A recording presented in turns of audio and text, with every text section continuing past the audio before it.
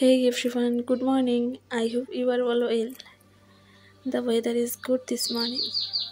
এই যে আমার হাতে এখন দেখতে পাচ্ছেন দুই ধরনের মাটি।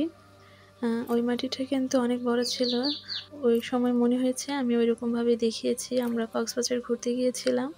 ওখানে গিয়ে আমি দেখি যে ইয়াং বয়সী মেয়েরা এবং আমাদের মায়ের বয়সী মেয়েরাও মুখে কী সব কাদামাটির মতো মেখে তারা বাইরে বের হয়, অন্য কাজ করে। আবার এমনকি অনেকে শপিং করতেও এসেছে। একটা দোকান থেকেই আমরা অনেকগুলো জিনিস নিয়েছিলাম। এর কারণে এই ছোটটা দেখতে পাচ্ছেন, এইটা আমাকে গিফট করেছে আপুটা। আর এইটা কিন্তু আমি 50 টাকা দিয়ে নিয়েছিলাম। তো সেটা এখন গুঁড়ো করে আমি কাচের জারে সংরক্ষণ করে রাখছি।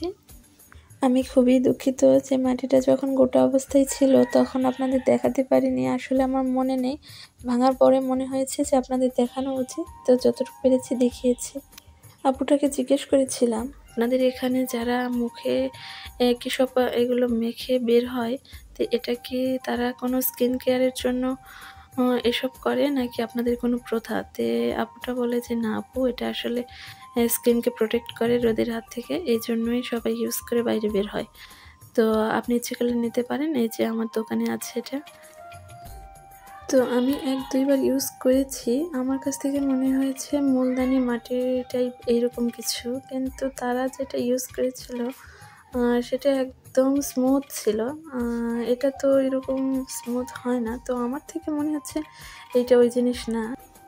২ বারের মতো ইউজ করেছি। ফলাফল মোটামুটি ভালো পেয়েছি। একটাতে রেখেছি এই মুলতানি মাটি, আরেকটাতে মধু, আরেকটাতে চন্দন গুঁড়া। তো বেসিনের সামনে রেখেছি কেন? যারা ব্যস্ত গৃহিণী আছেন তাদের কাজটা অনেক সহজ হবে। স্কিন কেয়ার বিষয়ে ডিটেলসে থাকছে অবশ্যই সামনের ভিডিওতে। আজকের মতো ভিডিওটা এ পর্যন্তই। আর এই যে এখন খেতে চলে এসেছি ভাপা পিঠা। কয়েকটা একটু বানিয়েছিলাম, তো খেতেও ভালো ছিল আর দেখতেও কিন্তু অনেক ডিলিশিয়াস দেখাচ্ছে। তো stay tune, take care and good by.